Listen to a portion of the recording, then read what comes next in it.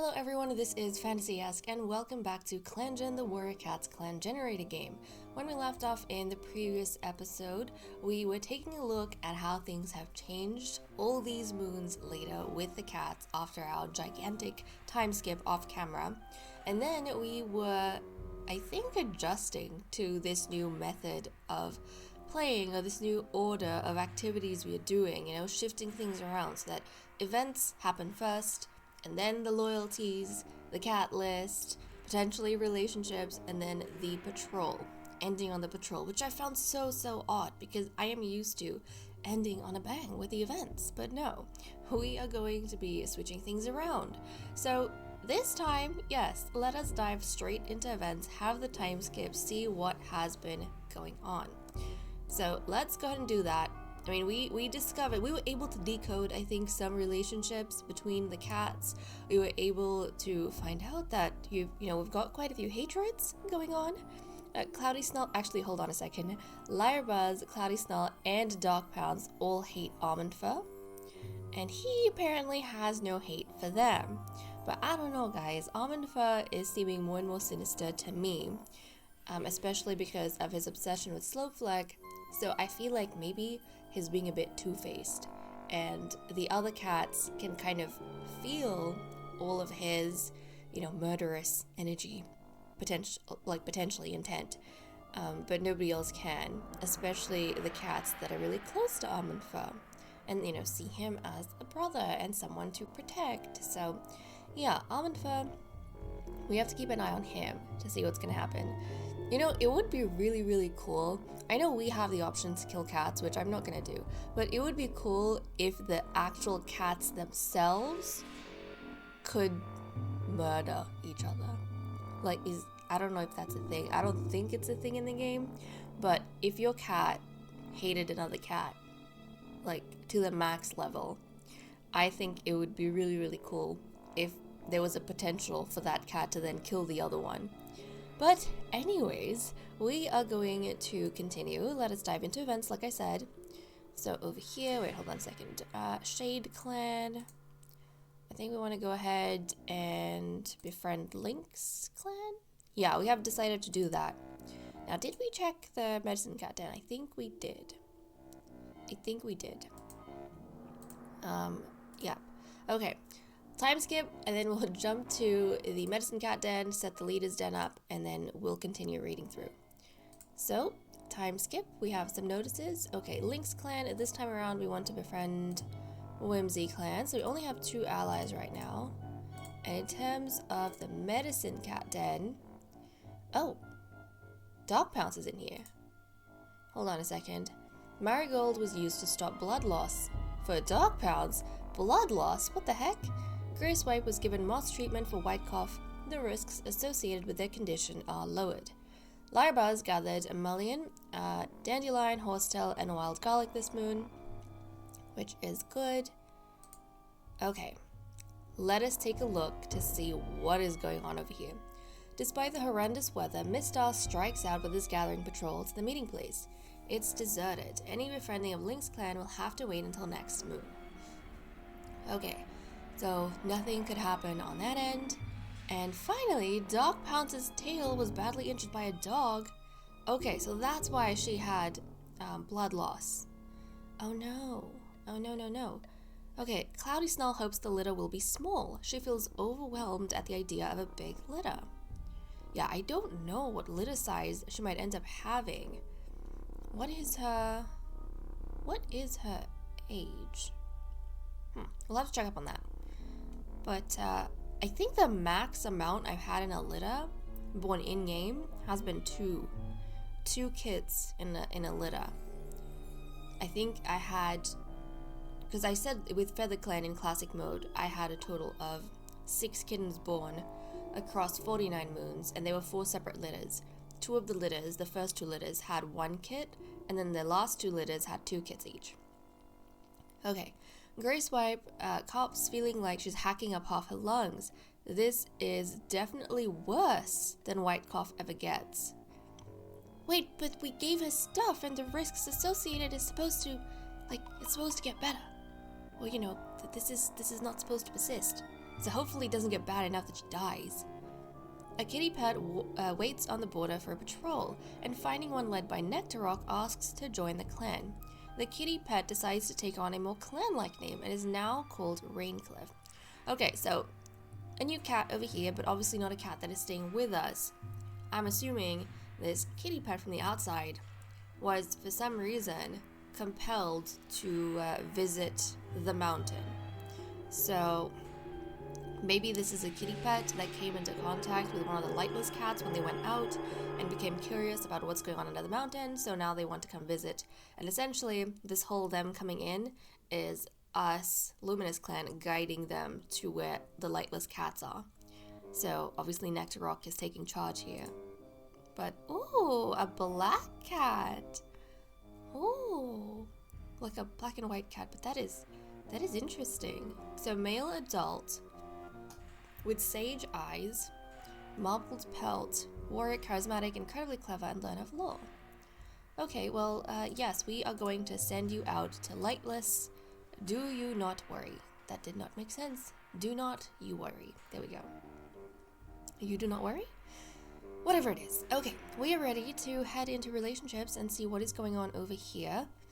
I am particularly interested in the hatreds going on, because last time we built a bit of a story with the chain of events happening, you know, with Lyrebuzz getting these dreams and noticing the glare that Armandfur is sending some of the cats, was it Darkpounds, wondering at Armandfur's mental stability. So yeah, there were quite a few things going on.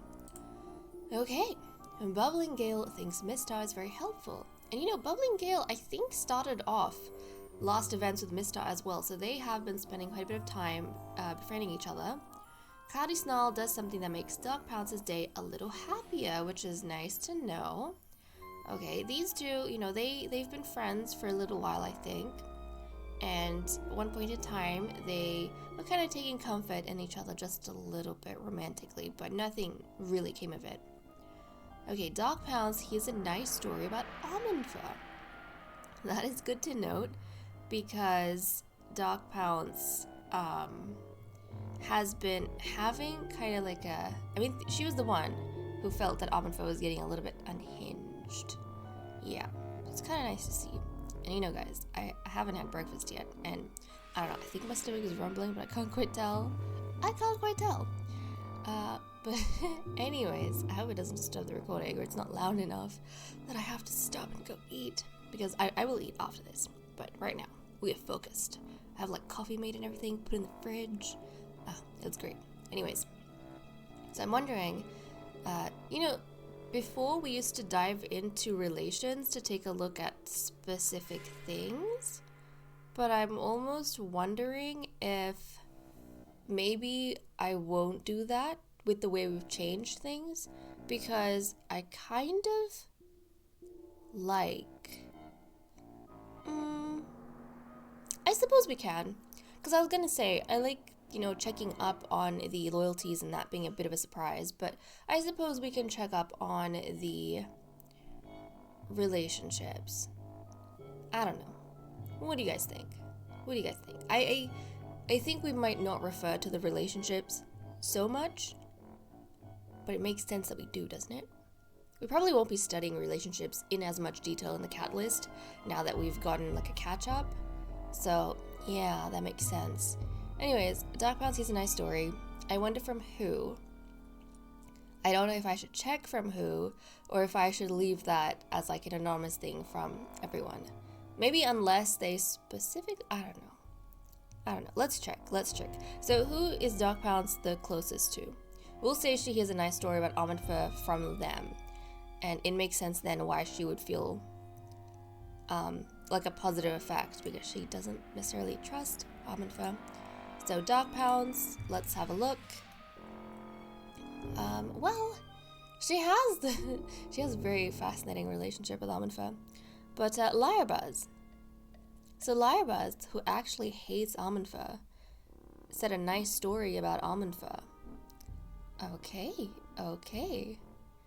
And, but you know what? I don't think that with the type of cat that I imagine Lyrebuzz to be, I don't think if he felt murderous intent from Arminfer, he would antagonize Arminfer.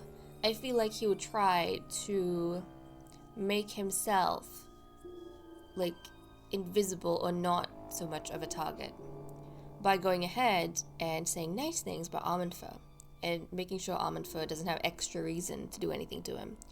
So, okay, I can kind of see Lyrebuzz is like telling a nice story about Arminfer, but I almost imagine Lyrebuzz and Darkpounds are talking to each other about Arminfer, but kind of going around the topic of the hatred for Arminfer and maybe saying things with like double meanings, and so they probably bonded a little bit over that. But also Darkpounds has this view of Arminfer. Even though she hates his obsession with Slopefleck, she does feel like he is a very capable warrior of the clan. So, okay. Lyrebuzz thinks Bubbling Gale did something incompetent. Bubbling Gale? What did you do? What did you do? I have no clue, but Lyrebuzz, he's not too happy. I wonder if Bubbling Gale, because he's really, really helpful. I wonder if Bubbling Gale went to the medicine cat den to actually help Lyrebuzz with sorting medicine or something, and maybe he jumbled things just a little bit, and Lyrebuzz didn't like that. Yeah, I feel like sometimes Lyrebuzz can be very particular with the way he handles the medicine cat den. Okay, when Lyrebuzz tells Greyswipe about a goal he has, Greyswipe snickers at it. Oh no. I mean, he does view and has viewed Greyswipe as a little sister for a long time, and he's the one who actually advised her on how to be nice to other cats, and cats will see that there's a version of you underneath that cold exterior that is very likable. And as soon as she listened to his advice, all these cats started noticing her, and then she ended up with Slumber Roach, which is quite nice, and she's the only cat who is in love with their mate and vice versa. But I think sometimes Greyswipe can be a little bit mean in the way siblings are. So yeah, she, as kind of the younger sibling in this dynamic of unrelated cats, I think she was probably just laughing off something that she feels like is silly, but Lyrebuzz feels like is a serious goal. Okay, Slumber Roach and Cloudy Snarl spend the morning telling interesting stories. That's really nice. So these two are bonding with each other. Cloudy Snarl, for a long time, I don't think has had any sort of problems with Slumber Roach. No jealousy or anything like that. She's always known that he's had a brotherhood with Miss Star. And Slumber Roach, I can see him actually being a little bit, concerned about Cloudy Snarl, given the fact that she is carrying kids that she will have in the next episode, in the next moon, which is quite exciting. And since this is going to be the bloodline of the first prophet who Slumber Roach has a brotherhood with, I can see him being very, very interested in these particular kids. And obviously these kids are going to be the first kids born in Luminous Clan, so that's even more exciting. And Slumber Roach has been a mentor before, so that's probably got him excited as well, potentially being a mentor again to these young ones. Okay, and then he got a bunch of cats off of stretches, and they didn't like that. Mista is inspired by Bubbling Gale's passion. Mista and Bubbling Gale have been spending a lot of time befriending each other, and before I feel like Bubbling Gale's efforts were quite invisible, nobody really noticed, but it seems as though Mista is really encouraging Bubbling Gale and noticing the fact that he's so enthusiastic about everything, which is nice to see. Lyrebuzz soothes Mista about a bad dream he had. Oh, okay, I wonder what sort of dream Mista had. If it was something from StarClan, or if it was, about one of the cats, about patrols. Oh, we'll have to see what ends up happening. But that is intriguing. And Lyrebuzz is the one soothing him. Lyrebuzz, the medicine cat, who, was the one having these nightmares about Arminfer killing him. So, that's intriguing. Cloudy Snarl notices one of her friends talking to Arminfer, and she did not like that. That's right, because she hates Arminfer. So, who was talking to Arminfer? Let's go ahead and check. Greyswipe. Okay, Grace Wipe, who does not hate Almanfa. Yeah, was talking to him, and Cloudy Snell's not happy. I wonder if Cloudy Snell, because again, I don't know. With Larbuzz, I understand why he hates Almanfa. And I think we said with Dark Pounce, she doesn't like Almanfa's obsession with Slowflick. Could also be that with Dark Pounce, she maybe feels as though Almanfa is such a capable warrior, but he is hindering himself and distracting himself by hanging on to this pointless obsession. Now, Cloudy Snell is the mystery one. I have no clue why Cloudy Snell, out of everyone, hates Almanfa. Like, what happened between them to make her hate Almanfa? I honestly have no clue. But maybe she, I think she was one of the cast actually suspicious of Almanfa when he was an apprentice. So maybe just her being a thoughtful meat eater, she's quite perceptive when it comes to certain things, and maybe she feels like Almanfa is very two-faced, and that other cats aren't noticing it, which is why she hates Almanfa. Yeah, I think that might be it. And maybe she is trying to tell, friends like Grace White that Almanfa is not who he says he is, or he's not, his mind doesn't work the way you think it does. And if you take everything that he is at face value, he's gonna undercut you one of these days. And the others who have had a decent relationship or a good relationship with Almanfa, they don't quite believe Cloudy Snell, so I think that makes Cloudy Snell hate him more. Okay, Cloudy Snell, Grace Wipe, and Slopefleck took a sunbath and had a little small talk.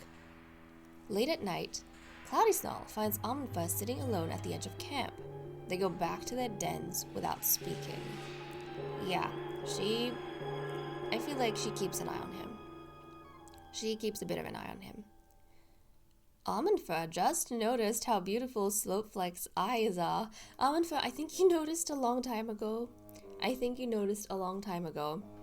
mean, at this point, Slowfleck, he obviously knows Almanfa has feelings for him or has had feelings, but he kindly rejected. And I think maybe after the rejection, Slowfleck had enough faith in Almanfa that he would get over it in a very mature way, and in a way that didn't compromise the brotherhood that Slowfleck thought they had.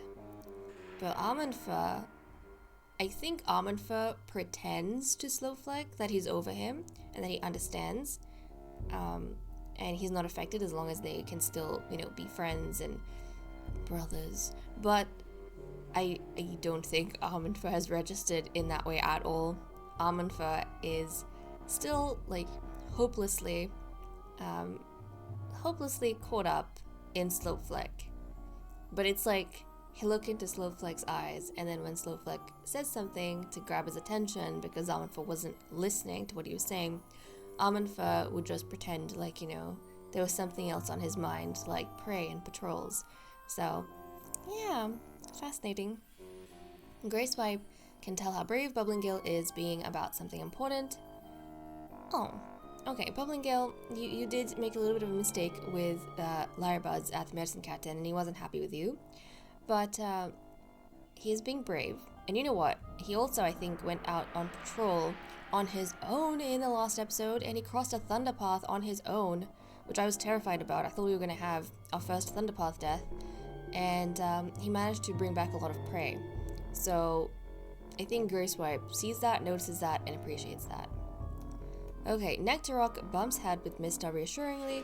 I was just saying last time how we did not see very much interactions happening between Nectarrock and Mista, and it kind of felt like Nectarrock has drifted away from the leader. But it's good to see them, reassuring each other in this way, and that the reliance that Mista feels on Nectarrock is still kind of going strong. Okay, Nectarrock is really surprised that Almanfa's life isn't as easy as he thought it was. I wonder if Almanfa is kind of using everyone's hatred for him to connect with some of the other cats. And, for example, with Nectarrock, who is actually, I think disliked by a lot of cats beforehand and looked at strangely. Although that's not the case now. I'm wondering if Almond Fur is kind of hinting in Nectarrock that some of the other cats are like targeting him with their suspicion and, you know, maybe alienating him a little bit. And Nectarrock kind of sympathizes with that because even though he's not in that place anymore, it was something he went through in the very beginning. And he had to kind of readjust, right? So, Okay, Almond Fur offers Raincliff some tips for building a new nest. So I imagine this was, you know, giving him tips for what to do inside the cave. Inside, like under the mountain. Because Raincliff is a kitty pet who came from the outside. So Almond Fur is giving him some tips before they help guide Raincliff to where the lightless cats are. Okay, and Grey Swipe offers Raincliff some tips for building a nest, so these two are probably helping him out together. And Cloudy Snarl is welcoming Raincliff. That's so cute! Cloudy Snarl offers Raincliff some feathers as a welcome gift that he can use to decorate his new nest. Darkpound sees Raincliff arrive in the clan and she offers to show him around. Mistar is welcoming Raincliff twice. Yep, Slopeflex sees Raincliff arrive in the clan and he offers to show him around. Lyra's offers Raincliff some tips for building a new nest. Cloudy Snarl is welcoming Raincliff.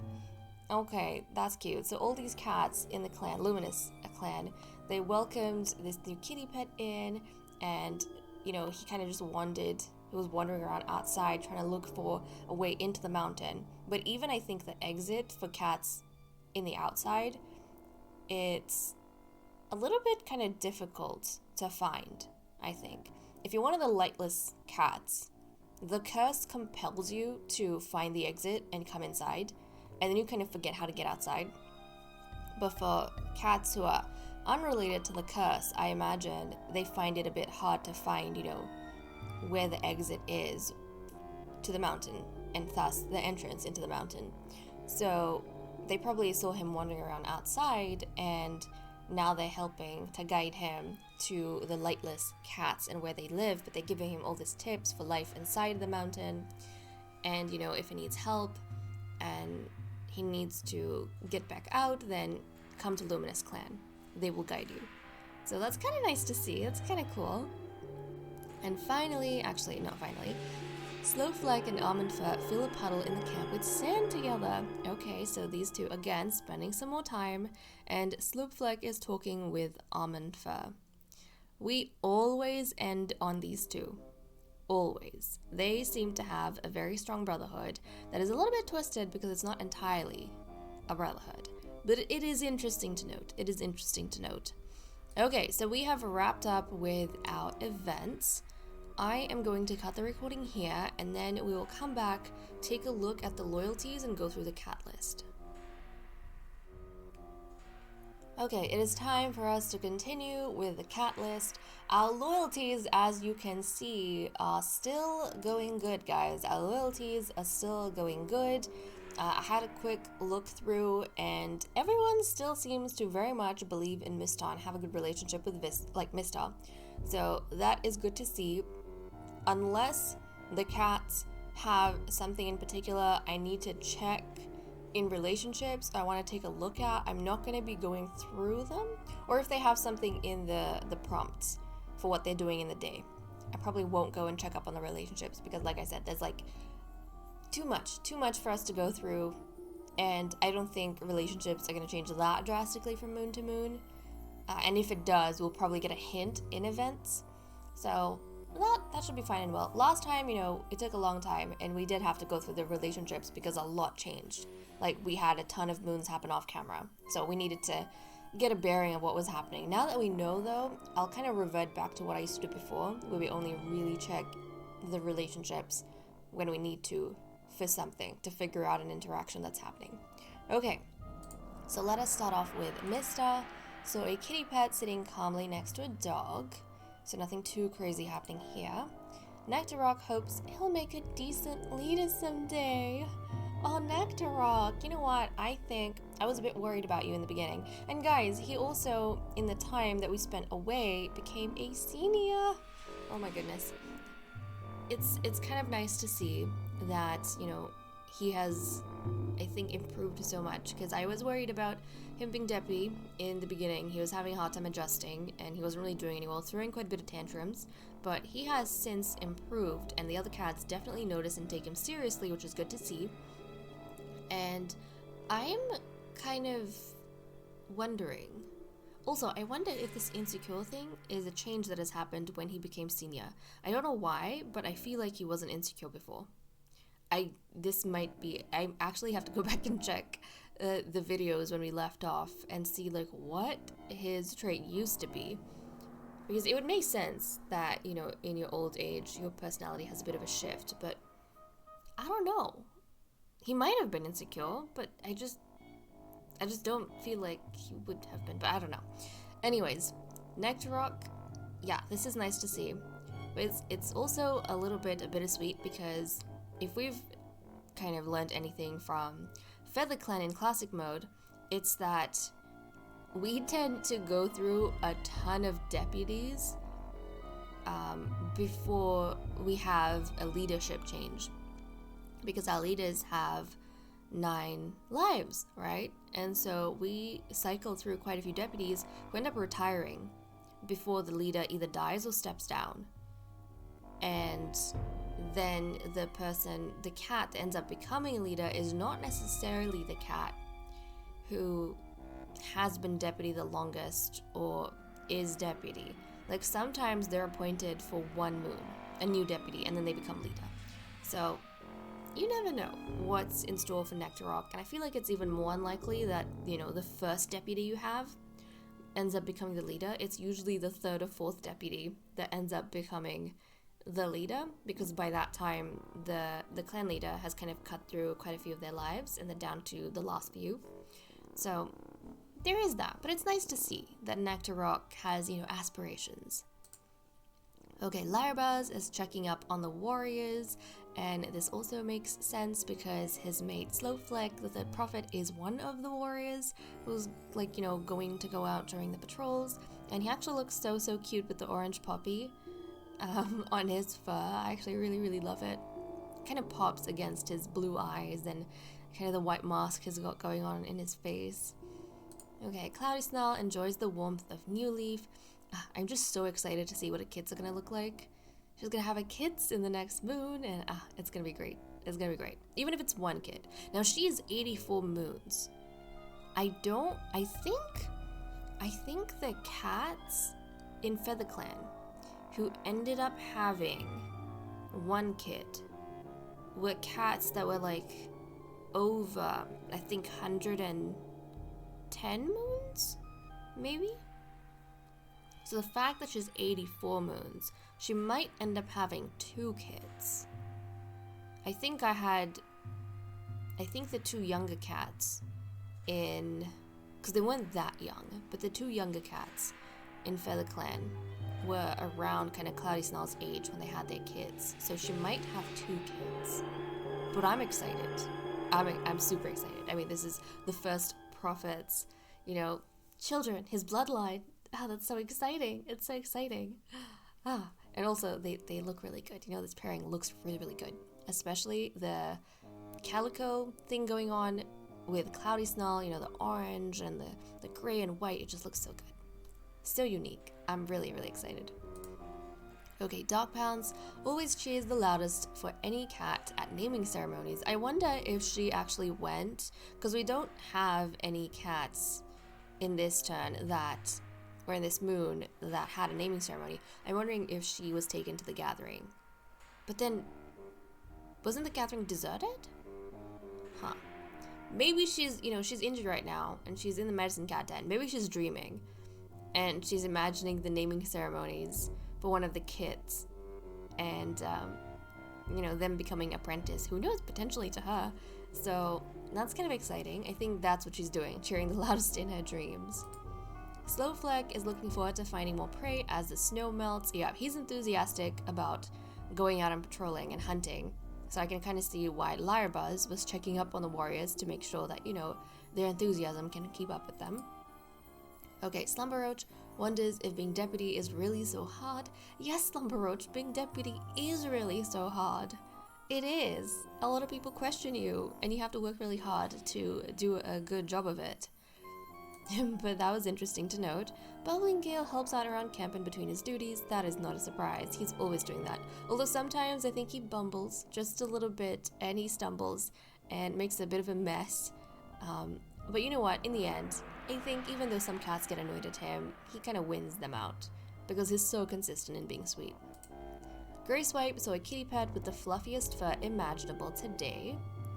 So Grey Swipe, yeah, she's, you know, sick. Almond Fur, so a big scary dog today. Okay, that is terrifying. I hope it's not going to have something to do with patrols, because I think Froststar was having a terrible dream about something. Not Froststar, Mistar. I'm speaking Featherclan cat language. Anyways, Mistar, yeah, he had a bad dream. So I hope it's not connected to this big scary dog. But also, I think I mixed up. Wait, no, Dark Pounce. Wait, someone has White Cough and someone has a broken tail.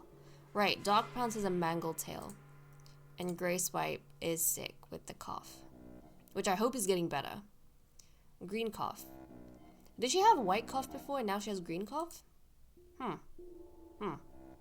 Okay. Well, I'm gonna cut the recording here, and then we will dive into patrols and wrap that up. It is time for us to dive into patrols and see what sort of things might be happening. I'm a little bit concerned because Almond Fur did see a big dog, and Mistar had a terrible dream. He had a bad dream that he woke up from in the middle of the night, and I'm hoping the two aren't connected. But we should be good. Yeah, we should be good, because with the cats we have, no one's gonna go out on their own. We're gonna have a patrol of 6, so nobody should be caught out. Okay, let's send off Lyrebuzz first of all, and the current prey we have, 114.4, we need 29, so we're actually doing really, really good for prey, especially because in the last moon, we had a lot of good hunting. So let's send the Medicine Cat out. With New Leaf comes the opportunity to scout out Luminous Clan's territory and find where mullein might be growing this year. Proceed. Lyrebuzz fails to find any mullein, and as the plant sometimes dies completely in Leaf Bear, can't use any of the spots he knows from last year. You know what? One of these days, guys, I'm going to search up the pronunciation for this, because my brain keeps saying mullein, and I keep saying mullein, so I don't know how to pronounce that. I need to check up on it. Okay, let's send our patrol of 6. So we have Almond Fur, Bubbling Gale, Slumberroach, Slopefleck, Nectarrock, and Mistar. And let's see how they go.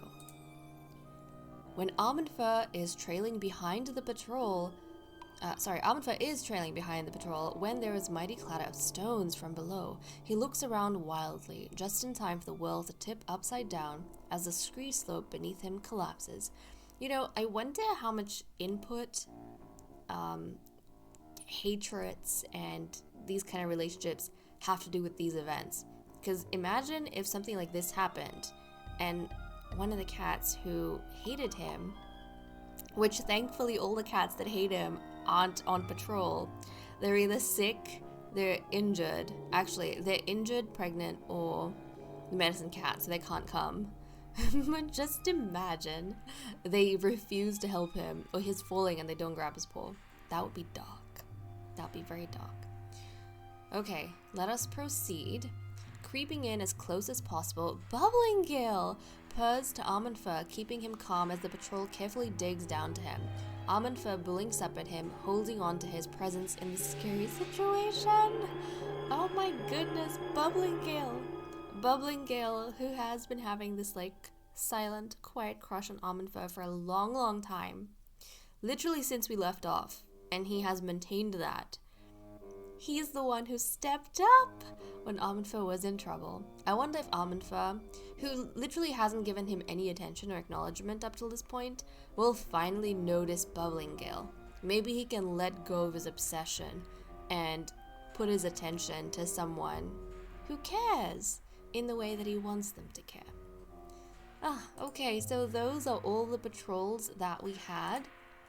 And it seems as though, guys, thankfully everyone is doing quite good. It is New Leaf now, so we have gotten over Leaf Bear. I guess when we came back, it was like the last season of, or the last moon, sorry, of Leaf Bear, which is kind of nice to see. So we have New Leaf and a new start for everyone. But when we come back next time, we are going to be taking a look at the new kids that are born, which is going to be very, very exciting. But okay, guys, with that said and done, I am going to leave off here. Thank you so much for watching. I hope you all enjoyed, and I will see you all next time. Bye-bye.